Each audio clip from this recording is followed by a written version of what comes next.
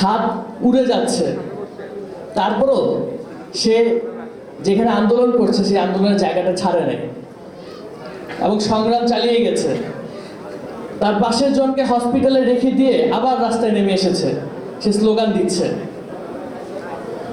এই সাহসটা ছোট ছোট বাচ্চাদের, সেই দিনমজুরের, সেই রিক্সাওয়ালার এই সাহসটা কোথা থেকে এসেছিল?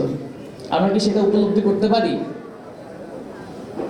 পরিবর্তন খুব ছোট একটি শব্দ, কিন্তু এর মূল্য অনেক বেশি। তা আমরা হারে হারে টের পেয়েছি, আমাদের জেনারেশন হারে হারে টের পেয়েছে জুলাই আগস্ট গণঅভ্যুত্থানে। যারা তাদের পরিবারের স্বজনদেরকে হারিয়েছে তারা জানে জুলাই গণঅভ্যুত্থান কি জিনিস।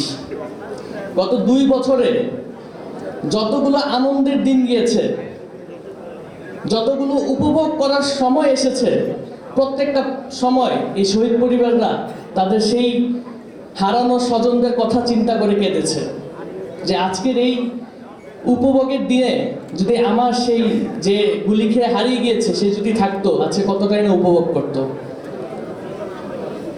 আমি এই কথাগুলো বলছি কারণ জুলাই আগস্ট গণঅভ্যুত্থানের সকলেই নেমে এসেছিল একটা আশায়, নিজের জীবন দিতে রাজি হয়ে গিয়েছিল। সেই আশাটি হলো পরিবর্তন। আজকে 2 বছর পার হয়ে গিয়েছে, আমরা কি পরিবর্তন পেয়েছি? যেই জন্য নিজের জীবনের তোয়াক্কা না করে রাস্তায় নেমে এসেছিল, আমরা কি তাদের আকাঙ্ক্ষাটা পূরণ করতে পেরেছি? পারি নাই। কবে পারবো জানি আমরা কেউ? তাও জানি না। কিন্তু আমরা কি আশা হারাতে পারি? এতগুলো জীবন যাওয়ার পরেও, এত জনের আত্মত্যাগ স্বীকার করার পরেও আমরা কি আশা হারাতে পারি? এই দেশের জন্য 71-এ মানুষ জীবন দিয়েছে, পিলখানা ট্র্যাজেডিতে মানুষ জীবন দিয়েছে, গত 17 বছরের গুম খুন অন্যায় অত্যাচারে মানুষ ভোগান্তি স্বীকার করেছে। এত এত আত্মত্যাগের পরেও কি আমরা আশা হারাতে পারি? আমরা আশা হারাতে পারি না।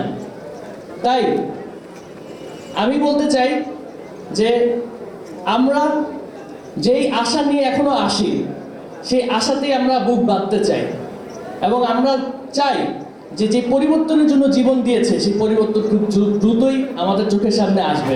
শুধু আশ্বাস না, শুধু মুখের বুলি না, শুধু কথায় না, কাজে আমাদেরকে দেখাতে হবে যে সেই পরিবর্তন এসেছে এবং সেই পরিবর্তন দেখার পরেই আমাদের যে জুলাই আগস্ট গণঅভ্যুত্থান অথবা আমরা যে জুলাই আগস্ট বিপ্লব, সেই বিপ্লব আমরা সমাপ্ত করব। এর আগ পর্যন্ত আমাদের বিপ্লব চলমান থাকবে।